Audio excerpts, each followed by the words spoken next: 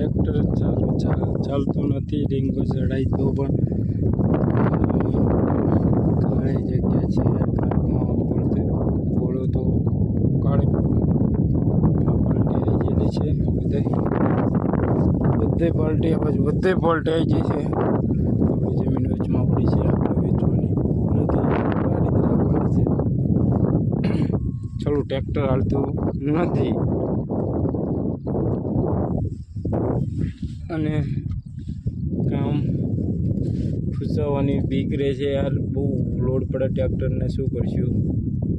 તમે જોઈ શકો છો ટ્રેક્ટરની હાલત જેવી કરી નાખી. જુઓ, રીંગું ચડાય તો પણ પહેલાં ખેડ વધુ કરેલી છે એટલે